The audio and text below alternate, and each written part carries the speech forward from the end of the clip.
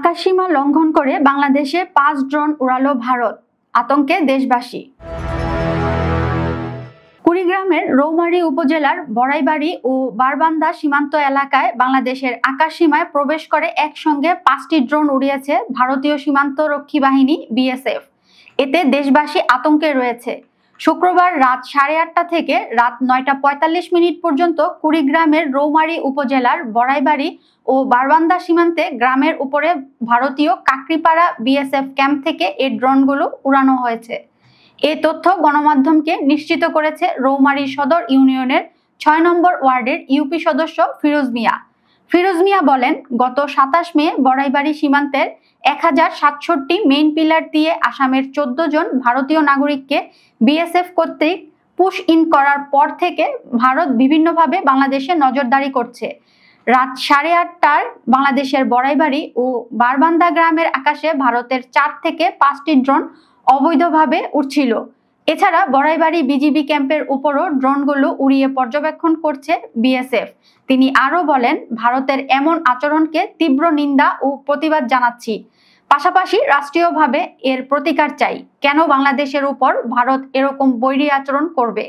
সীমান্তের স্থানীয় বাসিন্দা ফারুক মিয়া বলেন, শুক্রবার রাত ৮:৩০টায় আমাদের গ্রাম সহ বিজিবি ক্যাম্পের উপর দিয়ে ভারত অন্যায়ভাবে ড্রোন উড়িয়েছে। এতে সীমান্তবর্তী সাধারণ মানুষের মাঝে আতঙ্ক সৃষ্টি হয়েছে।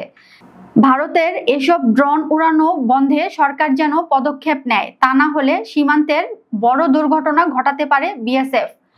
বড়াইবাড়ি ক্যাম্পের কোম্পানি কমান্ডার সুবেদার আঞ্জু মিয়ার কাছে এ বিষয়ে জানতে মুঠোফোনে একাধিকবার কল করলেও রিসিভ করেননি। পরে হোয়াটসঅ্যাপ নম্বরে একটি বার্তা পাঠালেও কোনো উত্তর পাওয়া যায়নি।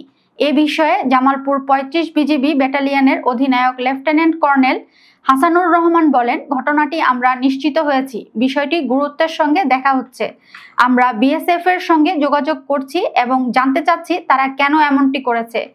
এটা অবশ্যই সীমান্ত আইন বিরোধী কাজ। আমরা এর ব্যাখ্যা চাইছি। বিজিবির কুড়িগ্রাম ২২ ব্যাটালিয়নের অধিনায়ক লেফটেন্যান্ট কর্নেল মাহবুবুল হক বলেন, সীমান্তে বিএসএফ অবৈধভাবে পুশ ইন করতে না পারে সেজন্য বিজিবির কুড়িগ্রাম ২২ ব্যাটালিয়নের অধিনায়ক লেফটেন্যান্ট কর্নেল মাহবুবুল হক বলেন, সীমান্তে বিএসএফ অবৈধভাবে পুশ ইন করতে না পারে সেই জন্য বিজিবি আনসার সদস্য সহ সীমান্তবাসী যৌথভাবে পাহারা দিচ্ছে।